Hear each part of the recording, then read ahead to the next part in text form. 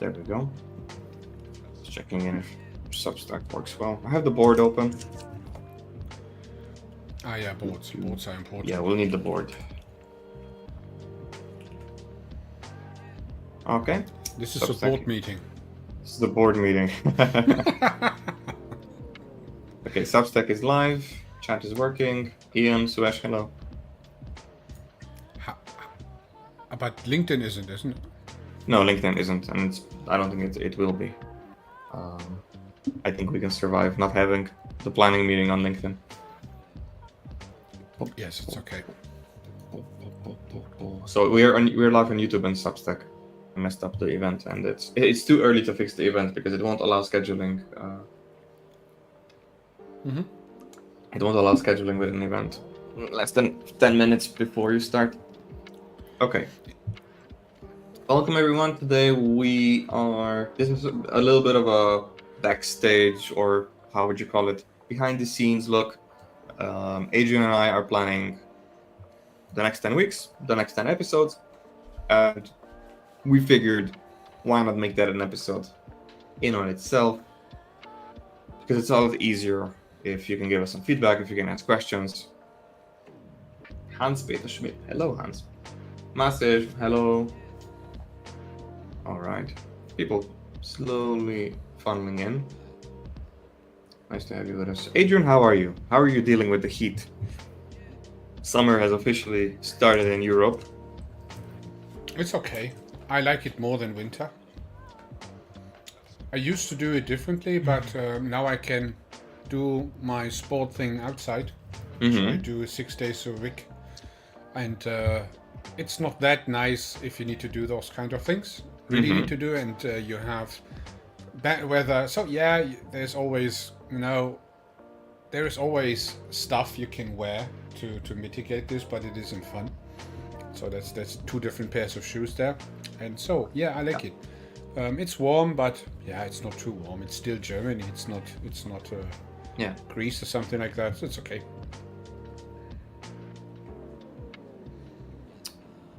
So the last 10 weeks, we went 50-50 on AI and continuous delivery.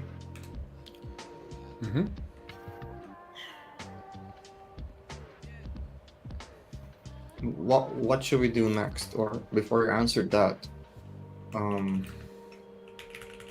how do you feel that went? Like, did we move the needle on AI adoption with our community? Did we move the needle on continuous delivery? Was it entertaining? Was there an element of did it create a better show because it was fun for us, if it was?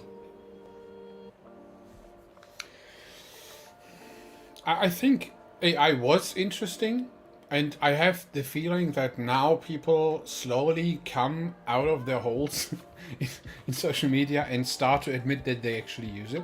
There was this notion for quite a while that several thought leaders were doing a little bit like only doing skeptical things regarding AI, and now suddenly they show interest, and then way more show interest. We were very early on this train, especially my Cloud Code stuff was very early on.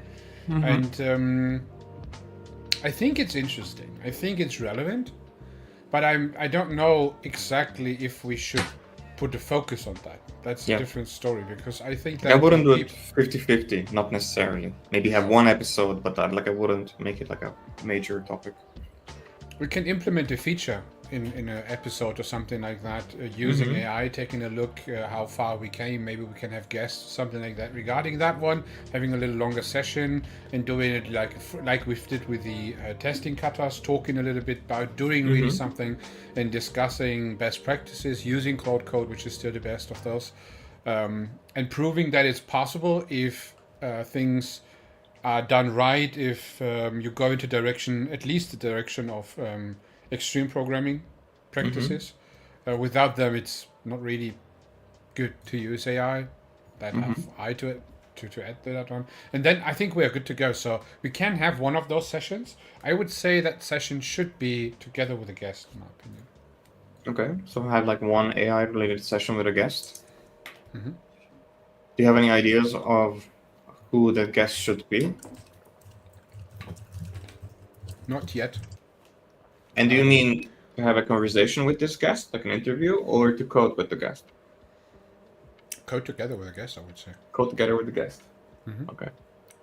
That was an idea. Something like Paul Hammond or those people who talk Yeah, about... I saw Paul code. Hammond's stream. It will be interesting to maybe get Paul on stream and we can talk to him while he's coding.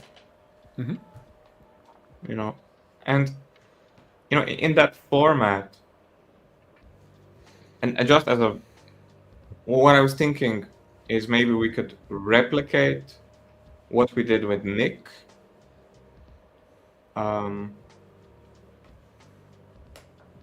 With Nick Shoemaker, but not with Nick. As in, the format that we did with Nick is very, it takes 3 hours.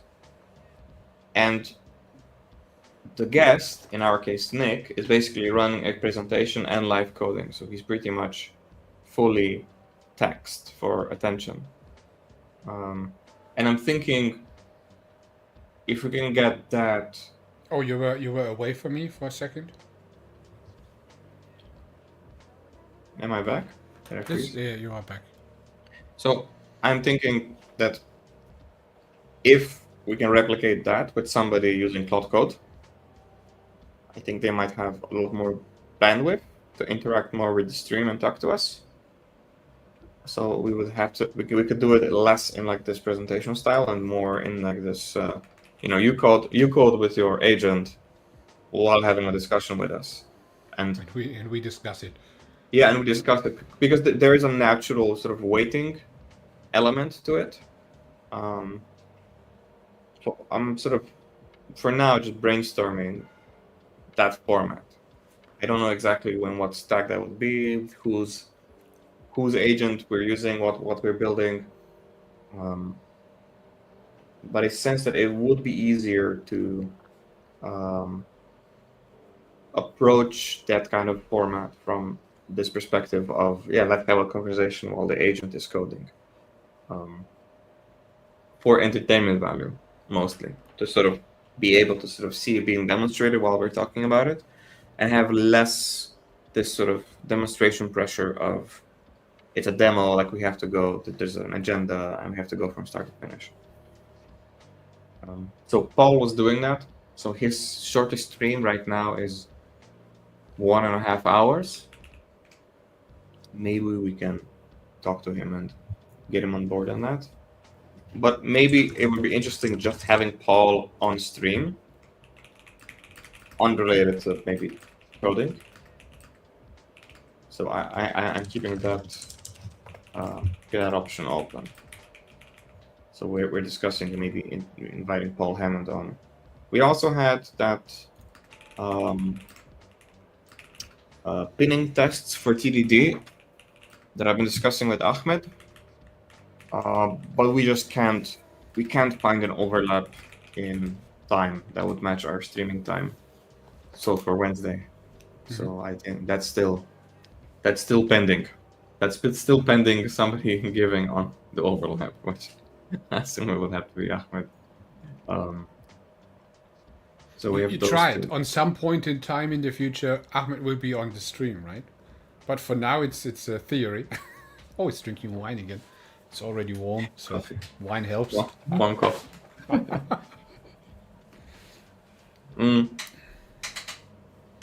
So there's that. So what else? So there's two potential. These we have to plan. That I will put towards the end. I'll also be on vacation, so I'll be missing July 20th. What? Where's my board again? Let me take a look. July 23rd. I'll be missing July 23rd. I won't be available. I won't be in streaming condition. Do you have any vacation plans? You plan everything on Thursday right now, is it correct? The Thursday ones I moved away because I don't know where to put them yet. Ah, okay, never mind. Good. Yeah, I can. Wait, 1, 2, 3, 4, 5. I'll just move them to the end. I would But like then to create this illusion that we have something planned. No, hang on. Let me move it to today. It'll make more sense. There. Yeah. Okay. So those we have to say. I would like to have one session which is mainly about building the OTJ, so the stream's website, live, because I Okay. want to demonstrate how we do that with the software we have built, right? Okay. Or we're building right now, and it's actually available, but I would like to show it, and I think we still need a website, and that's basically what we could do in a session. Okay. Could be interesting. Can we do that next week? Like how much? Yeah, I think so. I think so. Like, will the stream be better if it's later? I'm not sure. Let me take a look. So we can do that. That could be an interesting thing. So I think it's better in 2 weeks because Good. if someone is interested in that solution, they cannot get it. They still need to wait 1 week more for that. Okay. So it makes sense to just push it into 2 weeks then. Makes sense. I think in general, we should think about what's the current vibe out there. So what's currently going on for the people listening to that, so people who are interested in tech journeys. And I think what's lately happening as well should be a topic like the current situation. It is a little different. So every country does have specific challenges right now when it comes to software engineering. We hear those large layoff waves coming and still coming, right? Even though they are not really directed or related to AI. I think there are a lot of people struggling finding something or finding a job and thinking about, is it still interesting to go into that or go that route down as a software engineer? Is that still something with future, or do we simply have too many of these kind of engineers, right, trying to find a job worldwide? Because we have a worldwide internationalized community of developers who are basically you can hire everyone from everywhere these days, and it is actually possible. That's a new thing. So 10 years ago it was way more complicated and less common, and today it's very common, and at the same time we have a lot of layoffs and a lot of new people available. And I still see it in my bubble, in my LinkedIn bubble, very often that people talk about this and really see it in a more negative way right now. And maybe we could address that on one point. But is this something that we can talk from first-hand experience? Like, are you doing layoffs in your company as well? And are my clients doing layoffs right now? And we can observe that from first-hand effects? Or are we just commenting what we're observing from social media? I think, so for my point... So I want to know, is this a discussion from our experience, or are we doing like a meta-analysis of the vibe? I think the second. The latter. So it's more casual. Okay. It's more casual. We could think of Okay. inviting someone to have some more insights, or maybe make a decision with multiple engineers at the same time, how they feel to it. So how is it to actually find a job? There are a lot of people out there even making that very public. How they struggle to find a job, maybe talking to even headhunters or recruiters, how they see it right now. Is it really that bad? Is it only a phenomenon in America or Great Britain? So maybe a little bit like that. So we could Okay. think of inviting someone to have more a form of discussion. Could be very interesting, because I think that is an interesting topic. But you're right. It's not like we are having too much to say about that, and I think we need to have the insights of I someone mean, else. my clients are doing layoffs as well. But I Yeah? don't think they're Okay. doing more layoffs than usually. You know, like those clients that are prone to doing layoffs, I'm not saying all of them, but like I have a few clients that have been with me for a long time, and they've been known to do like layoffs, like at least rotate people in and out. And that rotation is a healthy thing. I wouldn't say they're doing like mass layoffs the way that, let's say, Intel is doing right now, but I don't have much insight into what's going on at Intel, so I don't really want to speculate too much on that. You know, like public companies will always be doing layoffs because that's just their natural life cycle. You know, they have an over-hiring strategy they have had for like 20 years, and for them to survive, they need to overhire, and then whenever That was the hyper growth area, but large yeah, companies aren't in a hyper hyper-growth, growth zero state interest now. rates, yeah. So The market has changed globally, and I think it would be interesting to hear some voices in the market how it is to actually mhm, find something, how it maybe is on the other side, if we can find someone here who's okay, actually allowed to talk. It's not like we don't know those people, but we know that the people aren't actually allowed to talk about this. So probably it's a little bit like a mixture. So let us try to find people maybe okay, having a guest conversation here, or guests, maybe two or something like that, okay. talking about that topic, because it would be interesting for me personally as well to learn about those kind of things, because I just see that people complaining. That is hard. That is harder than usual. But And is the it really the profile case? of the guest would be what? Probably, I would say at least one senior engineer who never had a problem to find something. Suddenly, it is the case. That would be Mhm. interesting. Um, Maybe a recruiting, headhunting, or HR person who is directly involved in these kind of things, like you are as a coach, but more on the hiring and Yeah. HR level. So, what are the actual decisions? I mean, I helped 5 of my clients find a new job in the last 12 months. 5 out of 11. Yeah, so it is possible. And not easy, but it is possible. Um, right. So 5 of them were looking. Five of them I helped, and of the 5 that were looking, I have helped all of them, and we managed to find a job that they accepted. Um, and all of them are in Europe. So I think it's easier that's in my Europe experience. still, but that My we can experience. we could even have that, like finding people from the US and from the EU or European Hmm. continent, and talk about the differences, because when I talk to German people, German people always What I complain. did notice, That's normally here, right? what I did notice this year, the median software engineer salary of somebody working in South America for a US funded VC funded or bootstrapped company is now higher than Eastern Central Europe, which is a first. Right? So usually the salary ladders went North America, Europe, Eastern Europe, South Mm-hmm. America, or Latin America, and then Uh, like Southeast Africa. Asia, and then Africa, and then India. Like that's how it went through the globe. Now I'm seeing that at least the absolute sort of apples to apples comparison of just net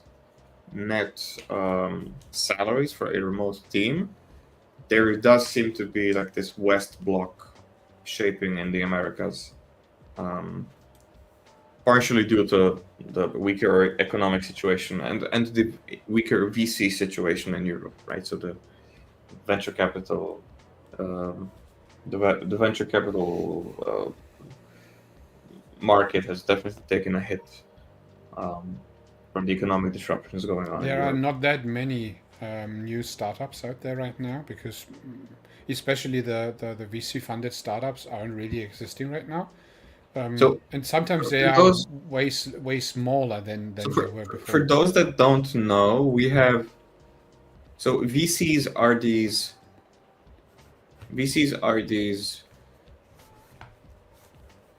risk bombs. You want to go in and take risk, hoping to find um, the correct startup, right? So the US led VC market is very much meritocracy oriented, where like we will run as many startups bankrupt as is needed to create the next unicorn. Like that's how they're thinking.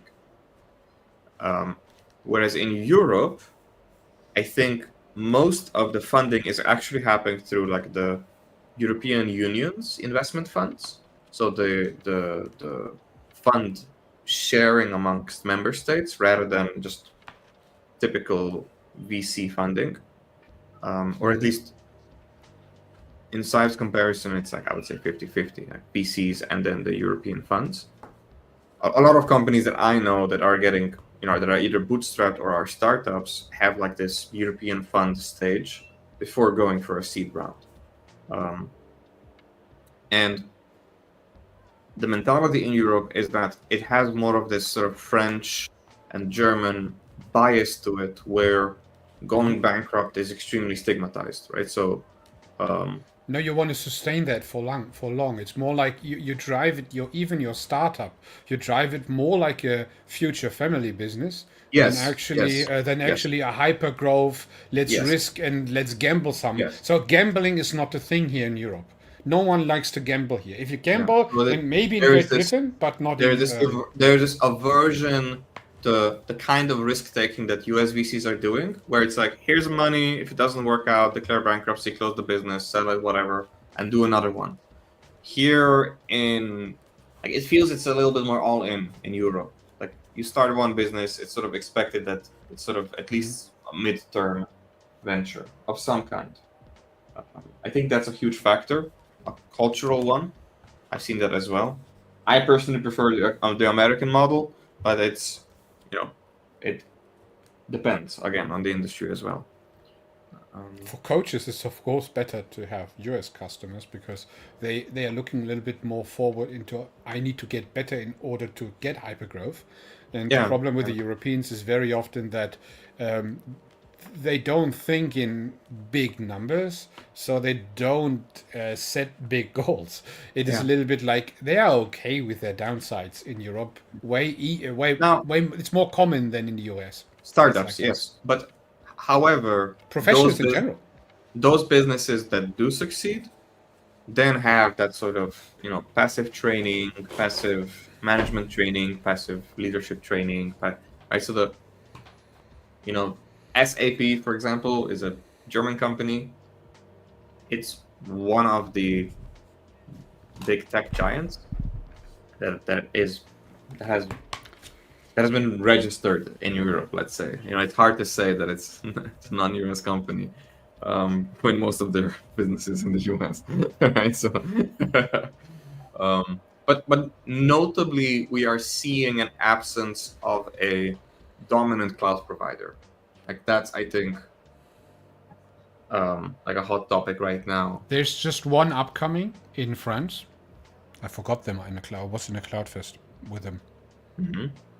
My God, it is like that. I even forgot the name, so it's not the biggest one. Yeah.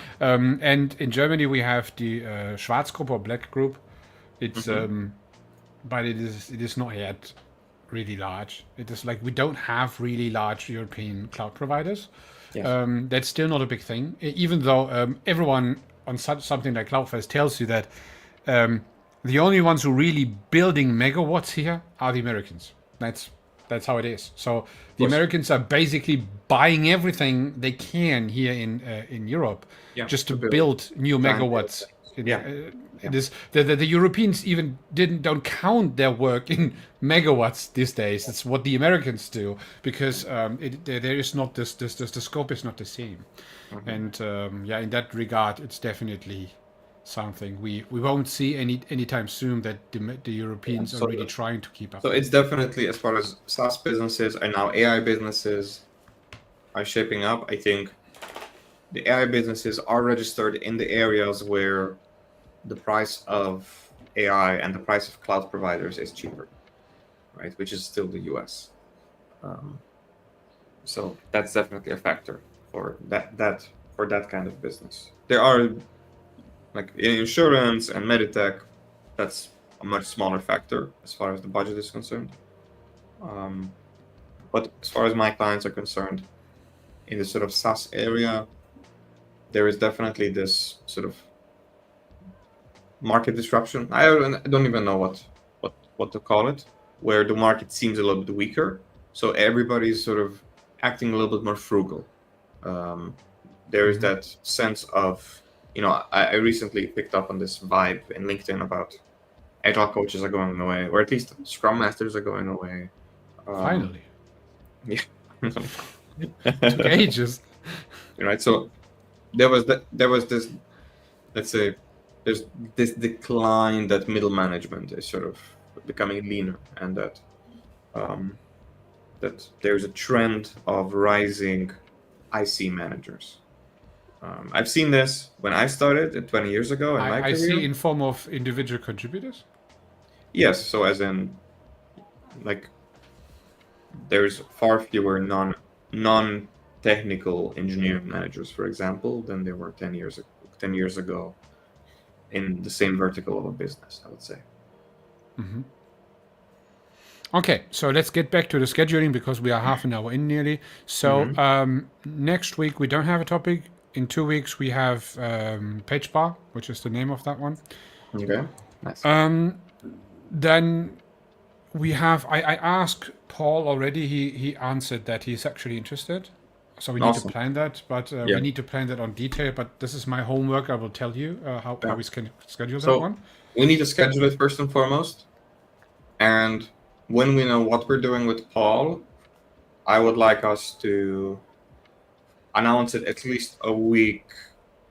Yeah. Once we know the agenda and the timing, so that there's at least 1 week for us to create some hype. I that's my homework that I'll. Because if there is, Claude, if I like Paul's work, I'm gonna enjoy the show. I think a lot of our viewers will enjoy the show. So if we're gonna enjoy it, if we have a hint that the show is gonna be extra fun compared to the rest, I would like to have a little bit more prep time to create hype around it.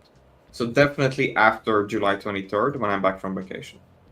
That would be like my request. So After, definitely. basically, So after 30th plus. Yeah, so 30th plus.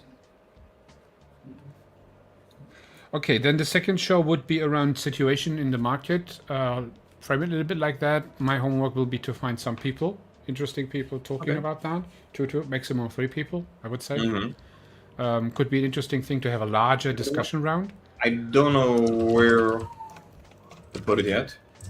Me neither, because as soon as we have guests, we cannot put it. So we need to make it like a backlog thing, but it's one of the next 10. Definitely next week we need to have something we have. Definitely going to be towards the end. Now, the issue is I don't want to have, we have 10 weeks. I don't want to have 7 things that go towards the end, and then we realize that. No, this is what I mean. What can we do next week together, which is interesting and not what we have done recently. So last week we had a continuous delivery episode. So there is this thing coming up about, a lot of people are asking me, hey, how is TDD for agents? TDD for agents? Yes, so people keep asking me, does TDD work very well for agents? Like, is that a good overlap?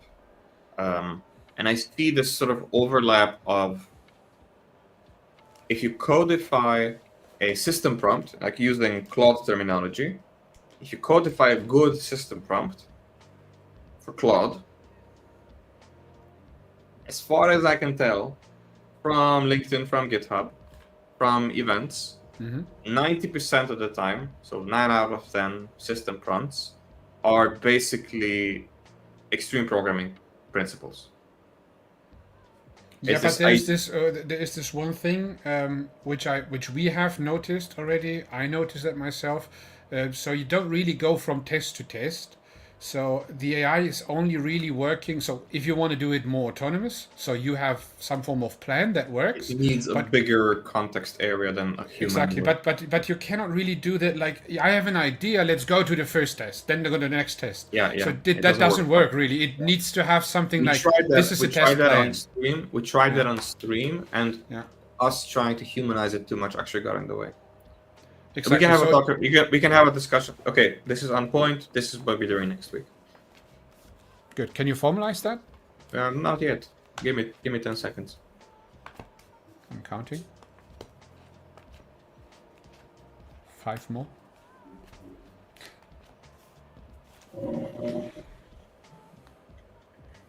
Something like, is TDD with agentic AI the unicorn.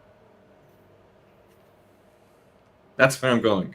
I'm title wise. Or let's phrase it like this: is TDD more fashionable together with agentic AI, something like that? So the problem with TDD is we can just say cloud code. yeah, because AI is so cloud code is the thing for engineers right now. Everything else is toy. Yeah, right now. yeah. So what I don't want to do comparisons. Cursor, Cloud Code, Junie. As far We as don't I'm need to. concerned, There is no reason to compare them. There as is far as I'm different concerned, leagues. Cloud Code is great, and then there's a giant gap, and then everything else is not great. So I saw Google release something. Google Stitch. Stitch. Yet another AI agent. Yet another it's like Bolt. Is it Bolt? You tell it the design, and it designs a web page for you. I Like, dropped it down. generates I tried through ChatGPT edits. I tried to GitHub Agent. I tried to Cursor. I tried to Junie.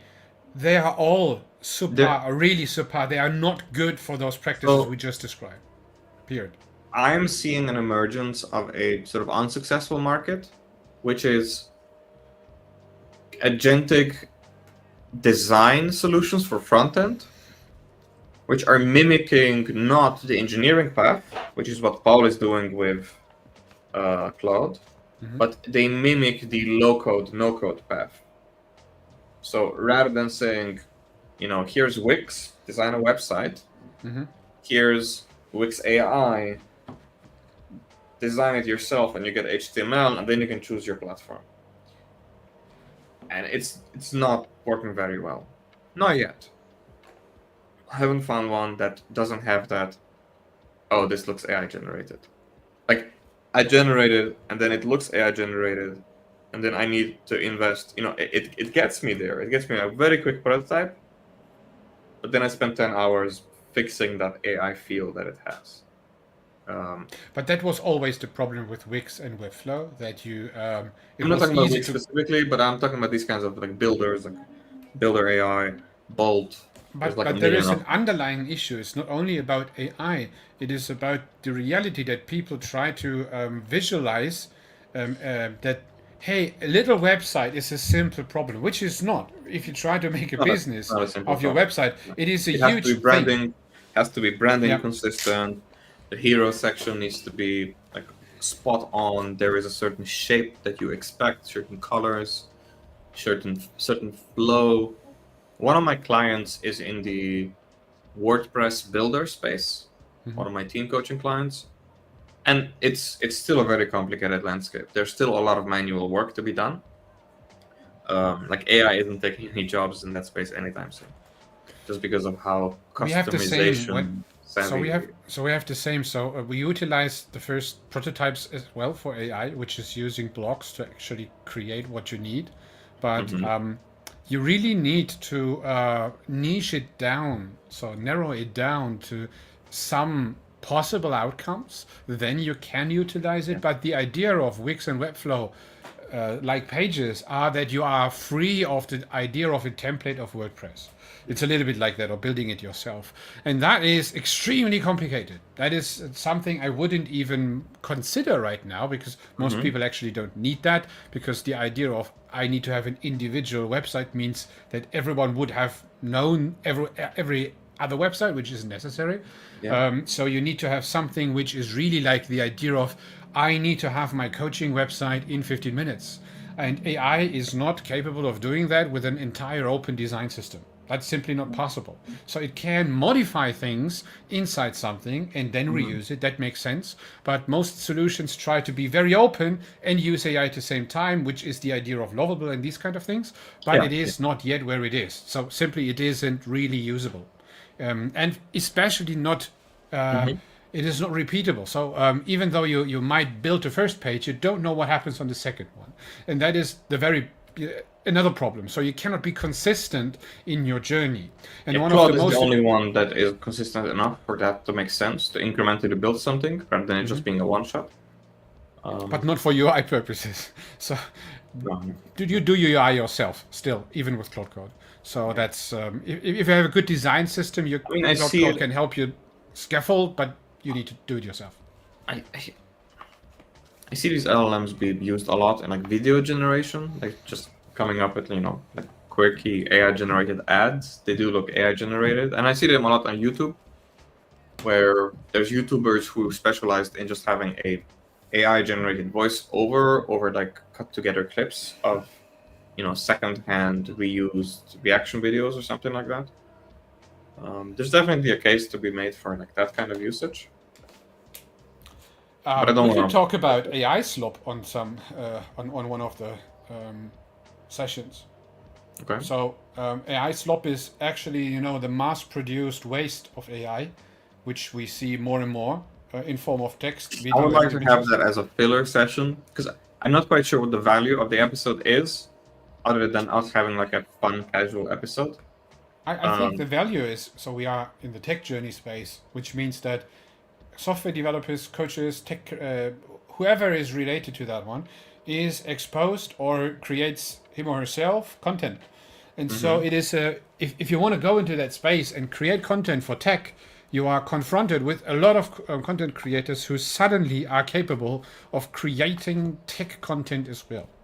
And what distincts actually good content, like people who, Andrea, Paul, Brian, those kind of people, right? Who are, let's say, experts in their field and they write what they think is right, versus the other people who are mostly junior or mid levels who just generate things in form of chauffeur knowledge. It's That's interesting. I just saw Vikas joined and Valentina joined. Valentina, hello. Richard joined. Hey, thanks for joining. We're having a discussion about the next 10 weeks for the next 10 episodes on OTJ. So you mentioned Andrea. Andrea has an interesting approach. From what I can tell, he doesn't actually produce content. He does. He goes around content. LinkedIn calling out bad behavior. No. He is engineering. creating content. I know he has a blog, but like 90% of the way that I see his contributions is him flaming somebody. Like he's pointing out wrongdoing or what he considers bad taste in engineering culture. Like he has a very much sort of on the nose approach. He will make a screenshot. The LinkedIn senior police. Yeah. He's running out like continuous delivery polizei on LinkedIn, and he has like this very sort of very Stasi approach to how he's framing his critique. Well, he's right most of the time. So he's actually writing original posts as well. But it is rage bait. It does more often than not become flavors. Well, it is more authentic than most AI content-driven stuff. I'm not saying it's a bad thing, but it is what it is. That's my observation. So I'm not saying that's what he's doing. That's my observation. So AI. But it would be interesting in talking about what's the current state of content. So we are doing right now content creation, even though it's an interesting thing to just plan something on stream. But content creation in tech becomes more and more relevant. Nearly every developer I know on LinkedIn who is regularly commenting is actually creating some form of content, maybe on Substack, YouTube, LinkedIn itself, other platforms, X, something like that. And I think it's relevant because AI is, especially AI slop, and many engineers try to do that right now because they never were experts, right? Okay, but I want to narrow it down. I don't see the value of critiquing AI slop on LinkedIn, because if it's not AI slop on LinkedIn, a lot of stuff on like the amount of human generated slop is already large on LinkedIn. So but that's interesting. That's interesting. So, how to differentiate good content or not. That is interesting. I agree, but I don't want to create about this sort of quasi-influencer ecosystem on LinkedIn, I don't find that very interesting, or Twitter, or Good. whatever. Then let's make a big reaction session where we What I go over would good or do- bad content. What I would do is AI slop in the sense of how do engineers use it. So not tech influencers, but more the inside or adjacent to the process of building software. Because I see a lot of AI slop used in emails that I'm exchanging with clients. I see a lot of AI slop used with proposals that I'm receiving or requests that I'm receiving from clients. Some of my coaching clients use AI to like spice up their message a little bit when they talk to me. I see a lot of that. It's not prevalent. It's not like a It's the huge age problem. of M-dash.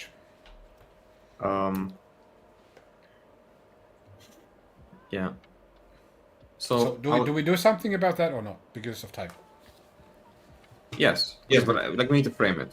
I just don't want a generic AI slop.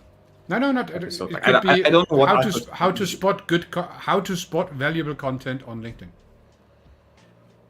I don't As know in- what I could. I'm not against the episode. I just don't know what I could contribute to that. Why? You are an expert, a real one with credibility. Yeah, but I'm writing it. I'm not really interested in filtering. Of course, we are biased. We are streamers. We are biased. We're always right? biased. So I'm writing the content, right? So I'm not.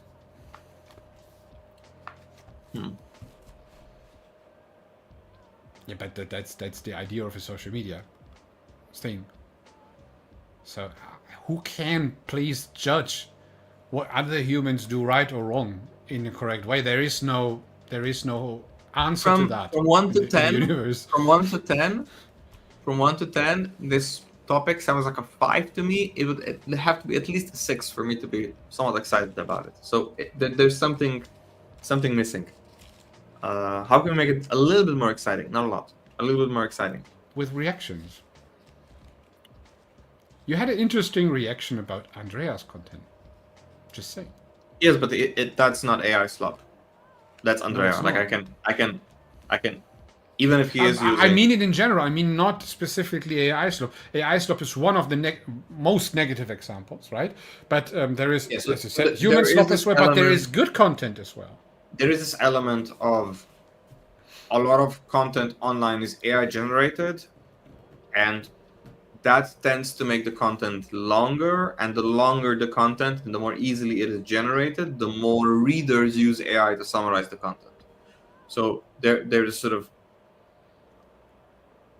entropy bubble of AI is being used to generate the content, but then because the supply goes up, we also use AI to read it, which is weird, right? Especially now that there's AI on Google search and it's sort of rehashing like the first 5 results. That's I have observations, but I don't really have like a useful opinion on that. I haven't thought deeply about this. This is like emergent in the last 2 months. I don't really have a useful opinion on it, but we can talk about it. How would you frame that title? I am assuming we're doing that on the 16th, July 16th. Wait a second. July. Okay, new page. And I'm assuming that's then what? Detecting valuable tech content.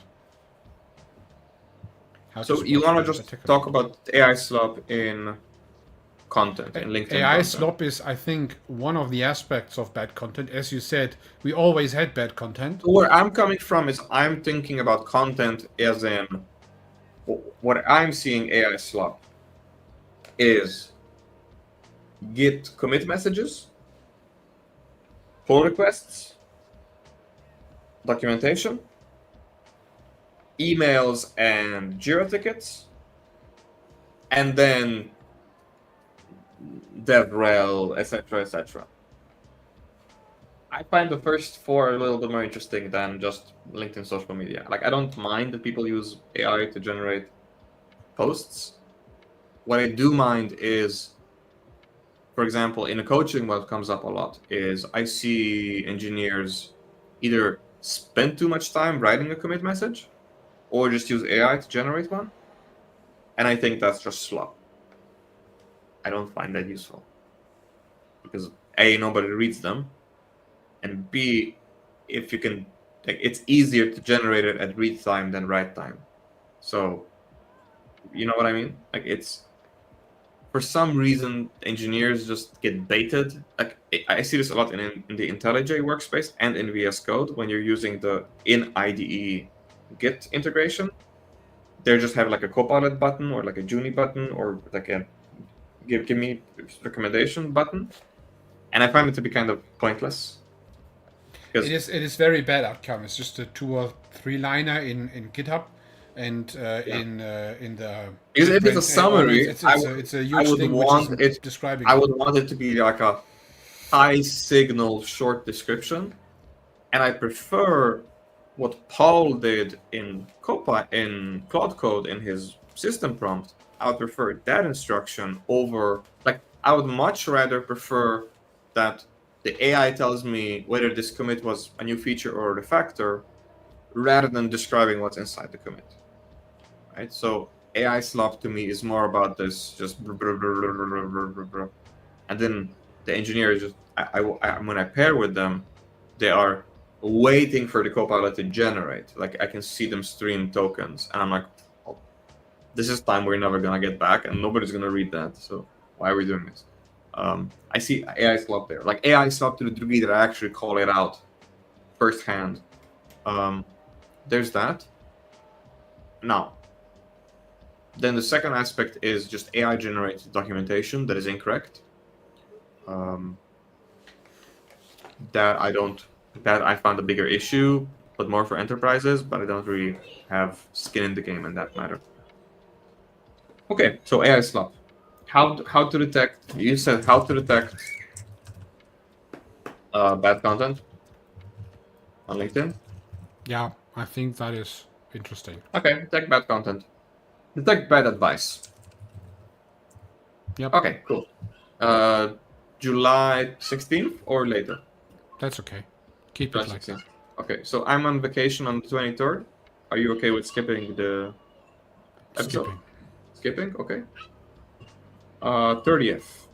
So we have situation in the market, and Paul.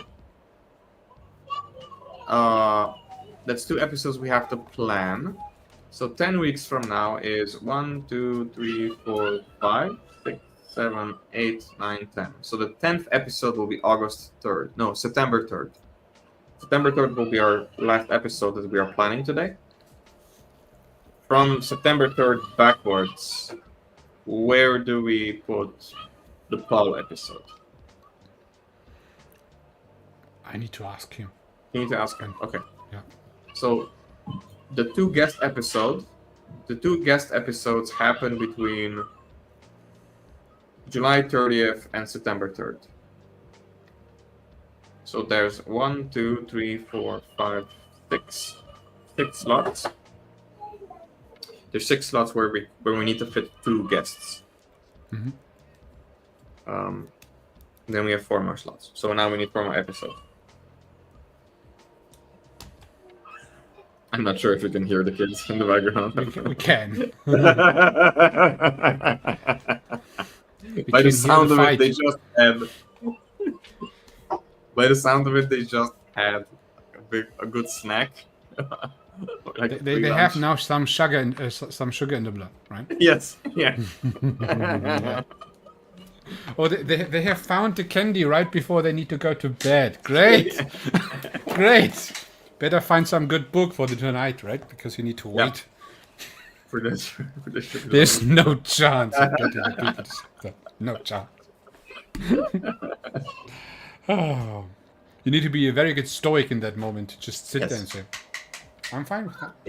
Yeah. Most are not the very opposite. But yeah, we have 3 episodes right now. 1 pause, 2 guest episodes. What is with an update of remote work versus work on site? Is it something interesting? I saw that quite recently, and I discussed that actually quite recently, several times.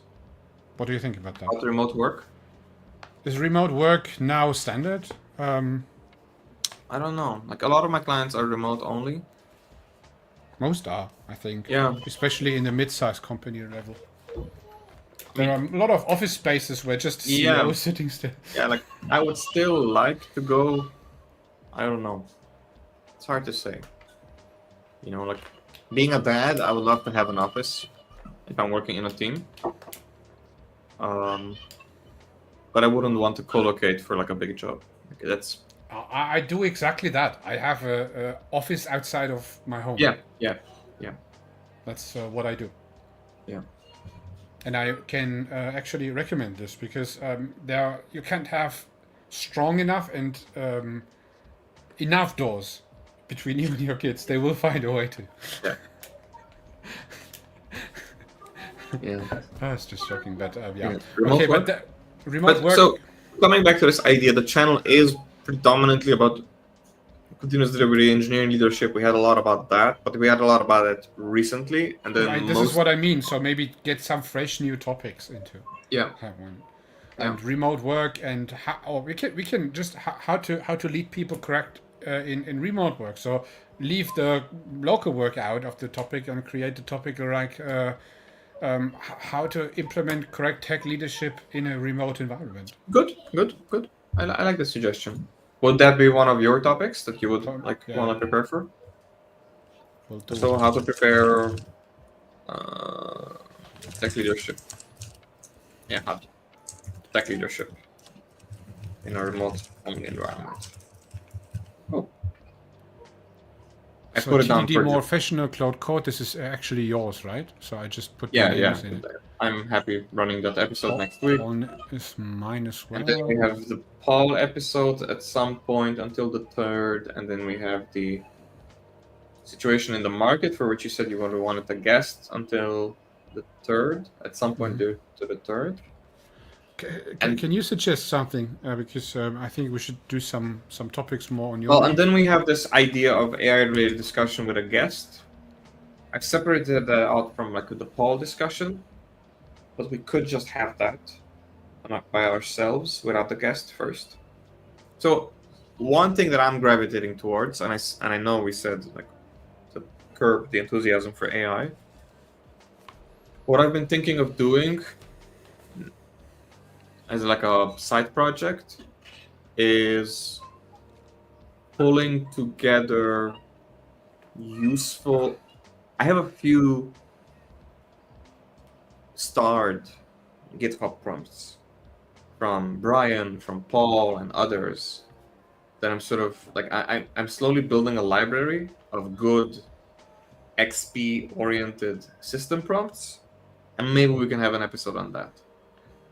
Maybe we could just analyze them and maybe stitch them together. Like what would be, well, what is typically Brian, what is typically Paul, what would be good for like any situation, maybe something like that. I can add a lot there as well. Yeah. Now, what I'm not sure about copyright when it comes to system prompts. So Paul's system prompt is Paul has a GitHub project with his like dev terminal automation setup, and he's doing that under MIT license. Right. So it's not Creative Commons. It's not what you would normally have as like a presentation, for example. That you would have a Creative Commons presentation that has Creative Commons images. System prompt feels more like intellectual property output for tech rather than presentation. So I'm not sure about like the. But in which regard is that now relevant? Well, it's relevant in the sense that we can link the prompts if they're public, but I'm much more interested in maybe just creating a new prompt, copy pasting from stuff from Brian, stuff from Paul, and maybe creating a new prompt where we could maybe simplify or highlight extreme programming principles. Or like, how would you create a system prompt that is based on good TDD practice? How would you create a system prompt for backend? How would you create a system prompt for frontend? I think that is something which we should develop for us. Maybe take some examples but then go through it and say, okay, let's define something like that, build up in an agile way, in an iteration way, right? So that try to optimize it, make it quick, make it small, and just see what happens. What's the output, what we can optimize, and what actually works, right?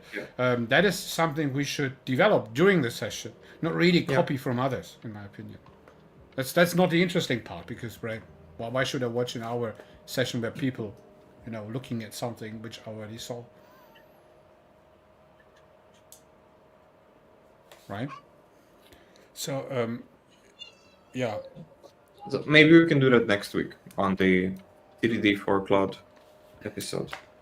Don't have any concrete ideas on the remaining 4. So we will be scheduling Paul and the Mac situation. I think it's 3 more. 3 more, yeah. So we can't. No, so we have one more that we don't really know what to do with, which is an AI-related discussion. Maybe we can just delete that. So AI-related with a guest. Let's just delete that one. No, it wasn't actually AI related. It was the situation of the market.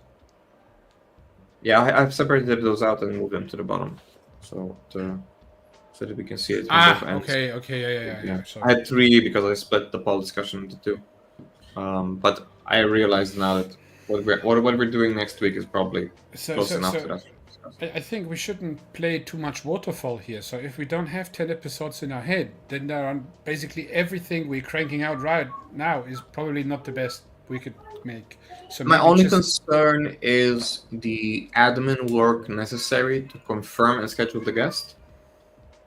And if they can't meet sooner, so if they can only meet like closer to August, then we will have a gap to fill, and then we'll have to replan again. That's my only concern. So not having spoken to the guests, I would prefer we have more episodes that don't need admin surrounding guests. So if we have 10 episodes now, it's much easier to just move the episodes if the guests want an earlier slot, rather than us having to do another planning session. So we don't have to follow the plan, but I would like to have a 10-week plan, because I know that you're a lot calmer and I'm a lot calmer when Monday or Tuesday comes around and we have this discussion about, hey, can you make it this week? Can we not make it? What's our topic for this week? We should schedule earlier anyway, so it is not a good idea. Yeah, we should schedule earlier, but we sort of need to know what the episode needs to be. So if we can't decide on an episode now for like that sort of mid to late July area, then I would say let's fill it up with continuous delivery and 3D topics and see if we want to change that. Do you have some? Because if you don't have some, I would recommend to do it in 1 or 2 weeks. Schedule a internal meeting half an hour before the stream, get together and get those topics done. Okay. If we know about that right now, our subconscious will work on that. We will see other topics to say, hey, we had that in the past as well. We can talk about this. Hey, great idea. Let's schedule that one. Because what I don't like is to put energy into to find some topic right now. It's a little bit like shouldn't be like that, in my opinion. We have good topics. That's actually interesting stuff, especially when we have guests. I'll take a look for those 2 sessions for the guests. And let's take a look. Maybe we have some more guests. I will stream. You stream. I stream. Next to that, I think we should have more guests in the future again, because especially tech-related guests. There are some others who could be interesting. Do you plan to go on any conferences? Not this year. Probably next year again. This year I'm focusing totally on the shift of content, which is coming right now for me, which is huge, and releasing my actually first business to consumer product, and that is what I'm focusing. And since I have done so much in the last, so I'm a little bit, let's say, in the over hour space since some month, and I want to don't plan too much, right? That's I don't want to see developer conferences right now. I don't want to see any cloud conferences next year. Next year is the year for that. This year is to rethink everything. Okay. Yeah. So if we're not doing anything TDD related or CD related, I would definitely, at least today, have one more episode scheduled about engineering culture. So last 2 weeks I did solo streams on TDD-related topics and toxic engineering cultures. I think it will be interesting to talk about. I think, at least for me, I have, let's say, good material on talking about how to be non-toxic or productive. I'm not sure which angle to take on it in a more AI-prone remote environment. So like what to focus on. So I want to primarily highlight this idea that AI isn't going to take away your job. Like engineering culture is for the most part a solved problem, and there's 10, 12 tools that contribute scientifically proven for a good engineering culture. And AI tools are the next tool, is one more thing now on that toolkit. I see a lot of questions on YouTube and in private on LinkedIn about, hey, I know about the toolkit, but we're not doing it. Can AI help us instead, right? So where it is, there's this sort of whole XP continuous delivery toolkit, and sort of not adopting it, but they would like to adopt AI because they see it as a surrogate rather than a complement. So that I would like to talk about. We could talk about it next week, more from like a TDD angle, but then I would also like to have an episode to talk about this in a more leadership angle. So I don't know what to call that episode. Good. Just find something that's yours then, Okay. and I will create a poll for on LinkedIn for this situation on the market thing. Okay. First of all, how people see it, general, where they come from, and who they would suggest to talk about that with us on the show, that they can mention people there. I try something like that out, and let us see if that is actually interesting to do something, build something in public towards the show. And I think we should do that a little bit more often. And yeah, that's interesting. So we actually have a quite interesting schedule. So I titled it High Performing Engineering Culture in the AI First Age. AI First Era. That's interesting because it is actually something we see a clear shift towards AI first. Yes. That's new. 3 weeks ago, I would have even said that most people say, no, that's nonsense. But in reality, there were some icebreakers. Brian, for example, who more and more talk about AI. So I see Kent Beck, Brian, and Paul talk predominantly about it's here. It's probably as big as extreme programming principles, and it does seem to be a healthy complement that builds on it. Yes. There's no point ignoring it. Yes. And I got a similar vibe from the limited public experiences that Martin Fowler made, and the technology radar from ThoughtWorks echoed this. And so did the Dora DevOps report. By the way, the new survey is out for those who are interested in contributing in the 2025 study. And most of I'm following 2 Google groups on Dora and engineering efficiency. Half of them are AI related. The only person that I respect regarding engineering culture that is not talking about AI is Dave Farley, which is interesting. So I'm not sure if he's researching something or whether he's a little bit more tongue-in-cheek. He was talking about it. He was, but not in a positive light. Are you sure? Yes. Brian Finster. No, it's not Brian Finster. Dave Farley.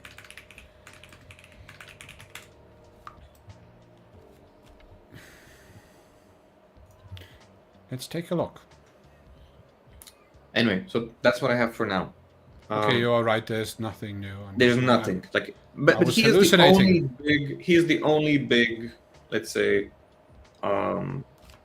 driver of engineering culture discourse, or at least continuous delivery focused discourse, with like this sort of BDD heavy, testing heavy mentality, where I see no mention of Cloud Code AI, even in the product side, the IC side, the enhancement side of like just using it for test writing, for example. I see very very few mentions of it. Now he might be doing it privately, but it's definitely not part of his public curriculum, which I found like it stands out. He posted absent- 3 hours before we started. He posted about that exact topic. Okay, that I haven't saw. That I haven't seen. So I sent you the link here. awesome. I just read it out loud. I've been thinking a lot recently about how AI coding tools might affect the way we work with test-driven development. TDD has always been about tight feedback loop, writing a test, seeing it fail, making it pass, refactoring.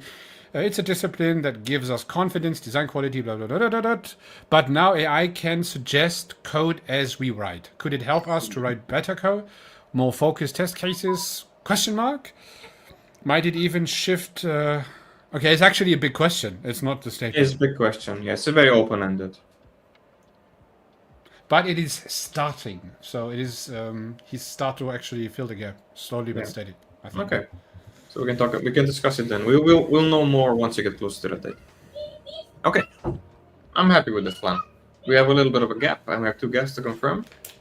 But other than that, plus minus the 2 guests, we should be good until end of July. Then I saw coder, developer, and craft and engineer. He is making a distinction between those, which is correct. But I'm very happy that he doesn't include craftsman. I really dislike this thing. But that's the reason why I actually started to learn as a craftsman, which is totally different than any form of software development. We shouldn't call it like that. That's my personal opinion. But that's another thing for another day. That's another thing. Good. Okay. We can have a craft episode if you want, but I wouldn't put too much. That's just gonna be a guilty pleasure for rage bait. Sometimes that's good. For crafters. There are several people, especially the older people, who try to point themselves out. I'm a craftsman. It's a little bit like, what is a craftsman? Craftsman isn't even defined. The stage of craftsman have 3 stages. Am I a master craftsman? Am I a journeyman craftsman? Or am I an apprentice craftsman? Because there is nothing like that in the software development space defined. So how can I, in all other spaces where we have craftsmen, it's pretty much definition. And it has more to do with whether you can pass on the skill and practice it in a sort of avant-garde way, rather than some skill ladder, right? Because it is how we used to pass on knowledge, outside of the internet space. That's why they exist. Like the idea of craft exists because it has to be the knowledge has to be passed on from generation. I think it becomes more evident in languages where craft is it's pointed out more to its roots. Like in Germany, it's called Handwerk, which defines the stuff you do with your own hands. With hands, and, yes. And in the original, so in the English word, it's not included anymore. It's so it's more about artisanship rather than the creation of things.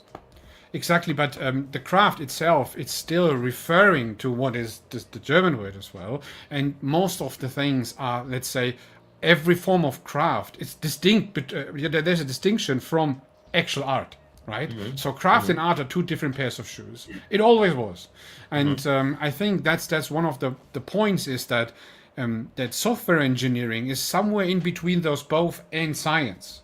So there's a lot of applied science in software engineering as well, and that's one of the reasons why software engineering is so undefined in what it actually is that I wouldn't call it any of the traditional things. That's my personal take, because I was growing up in the traditional space. Software engineering definitely not doesn't. Close. Software engineering definitely does not have any tradition aspect. Like it's very rare for anything software related to be passed down in a certain way.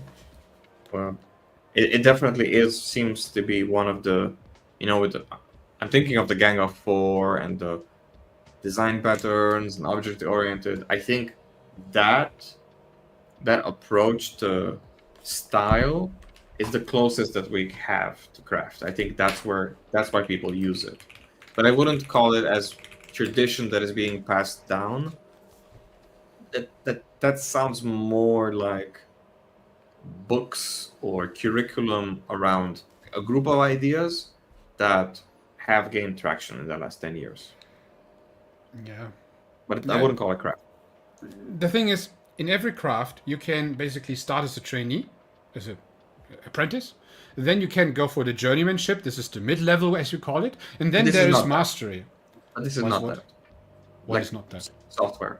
Software. No, is no, not- software. That's- Even in Germany, you have a traditional way to learn that. It is called Applikationsentwickler Lehrgang. So you can basically make that in a vocational training. But there is no mastership for it. So every other craft does have the mastery behind that as something you can do in 3 to 6 years after that. In that one, there is nothing. So there is a little bit like, yeah, we need to have something like that in order to fulfill, but no one is really caring about what happens after. But we have a comment on my Substack. I actually connected my Yeah, go for Substack. it. Ben Kima, he's a regular actually. I see him. Hello, Ben. Yeah, I Ben. see you quite often. Hey, Ben. Yeah. What is vibe coding and why is it all over my feed nowadays? Vibe We can have an coding- episode. We can have an episode about what is Actually, vibe coding. What We is should. vibe coding? Yeah, we should. We should have an episode about what is vibe coding. That's a cliffhanger. Actually, right now. I like the Ben, that's a title. cliffhanger. Sorry. What is we it? won't answer that today. You need to That rejoin sounds- next oh, time. That sounds like an amazing episode. Like, what is vibe coding and why What? is it? What the all hell? over my feed? Ben, this will be the title for a show. And what is vibe coding and why is it on my feed? Good. I like What is that slob? it. Yeah.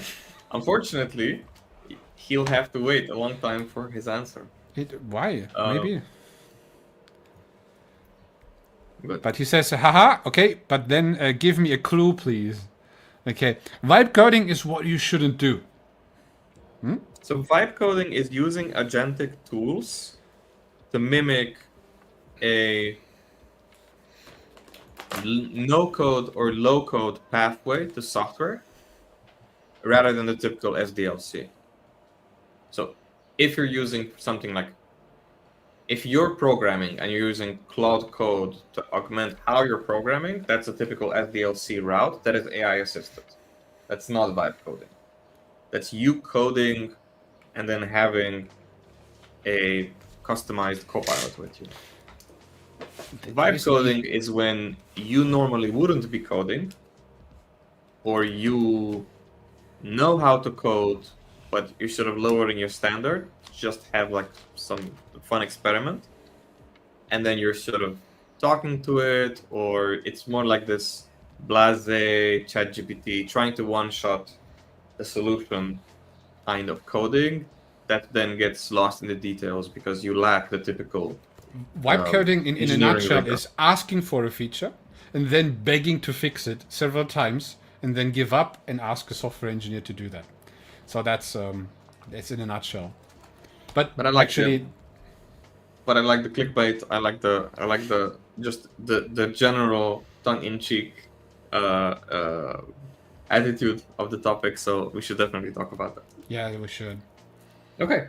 Should we guesting or should we just have a conversation together? I think we should have this conversation alone, and then maybe if it sparks a lot of conversation, we should maybe have a guest. This sounds like this would be interesting to Brian. It would be interesting to many people who want to rip apart vibe coding.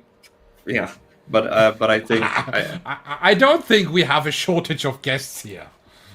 yeah, but We should have a row in front of the Given- stage and give given the everyone 10 current- minutes to rant.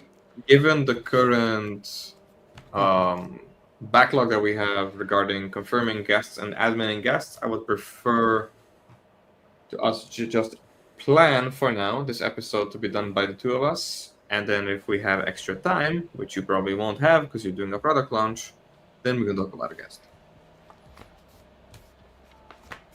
Okay. So when? I already put it on the Ah, calendar. for 13th. So Ben, 13th. 13th of, what is it? August. No, Already. August. Oh yeah. Oh wow, time flies. Yeah, 13th of August. We'll talk about live coding. Yeah.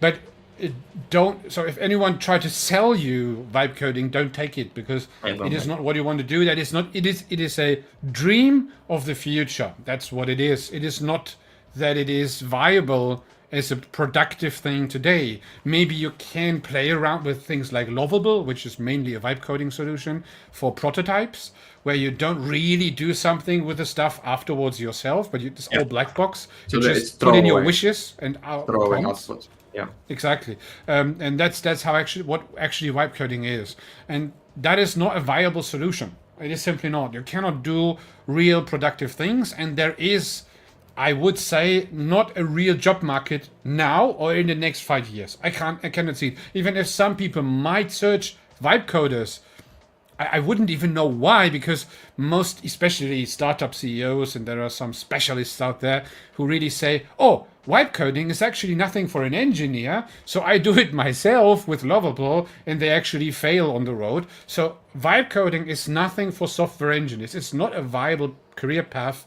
whatsoever now. It is delaying the need for a software engineer by 90 minutes.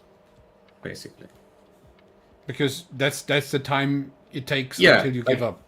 Yeah, normally you would need to talk to an engineer immediately to start prototyping anything, and now you have 90 minutes of pre-prototyping to a certain degree before you need to go talk to an engineer.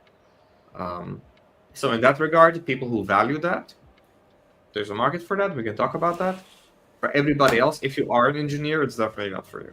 Yeah, it's not an engineering market. It is some special space in the startup. Exactly. So MVP area. It's a no-code market, not an engineering market. The engineers, I think, should focus more on cloud code, and whatever the next tool that will disrupt cloud will be. Cloud code is just popular because it's cheap. It's good and it's cheap. If cloud code was more expensive, it would quickly run into issues. Also, the AI tools, I don't know why, the AI tools are predominantly focusing solo usage, which is great for market adoption. I don't think it's good, it's healthy long term. So I think teams should be committing their system prompts together to their code base, and there shouldn't be like this personalized, I have a Copilot, you have a Copilot, but they're not configured the same way, and they're not using the same RAG, and they're not using the same permissions in my project, and we're not using the same IDE, and you're using Junie and I'm using Copilot. I think Microsoft is the only vendor that does that, right? So Microsoft on purpose, I think, is delivering shitty or bad consumer tools for agentic coding or Copilot coding, because they are focusing primarily on what will work in enterprises, what will work in more private areas, more sort of standardized areas. And I fear that it's just going to be migrated into Azure DevOps and sort of that equivalent space, just to be able to complement RAG functionality. Again, I would love to see more of that sort of becoming a little bit more humane. But for now, cloud code, as far as usability is concerned and developer experience, cloud code is the best, for better or for worse. It can become very expensive if you don't take care. So cloud code is the most expensive consumer solution out there.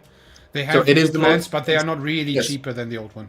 Yeah, so they're cheaper to play around with because they're so good, but it also scales very badly. So it's the scaling factor is another issue.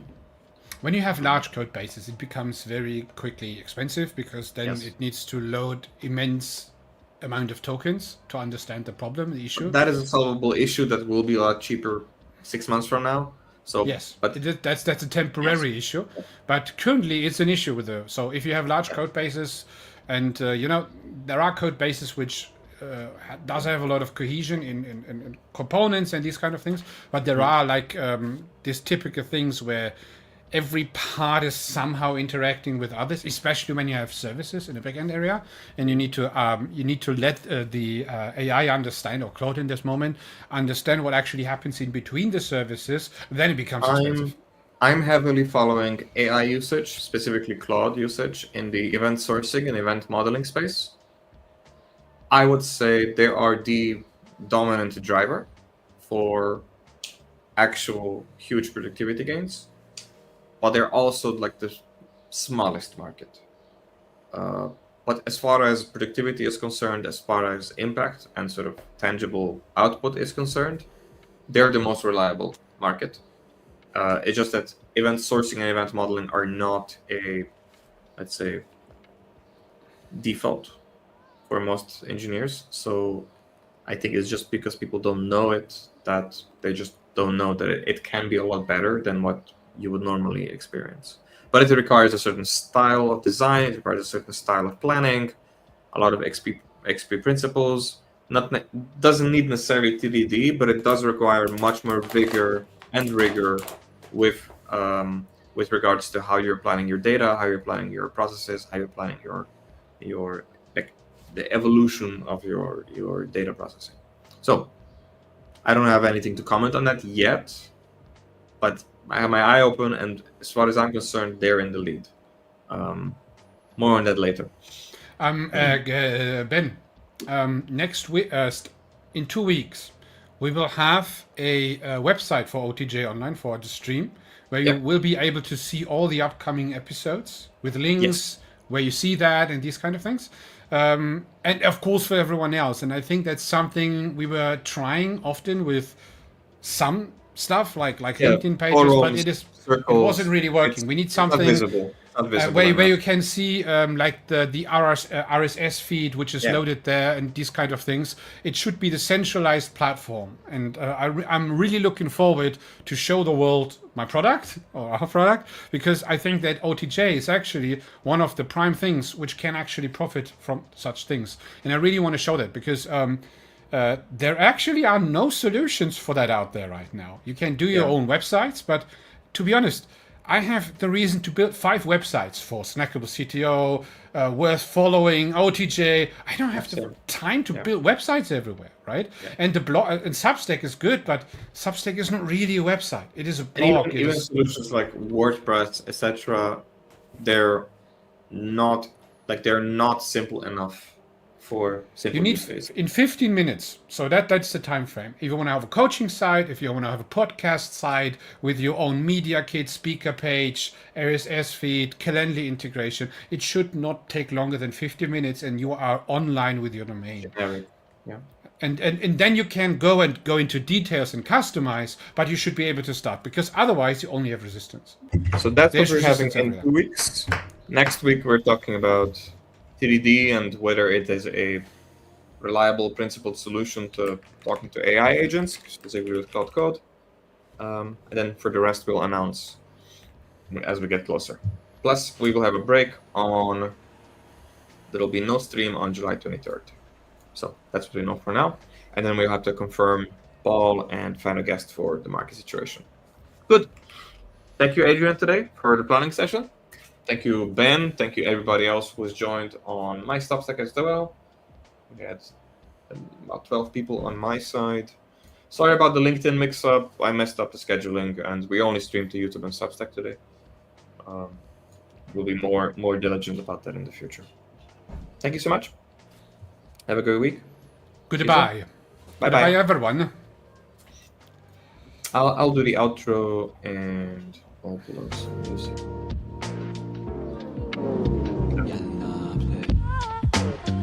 Yeah.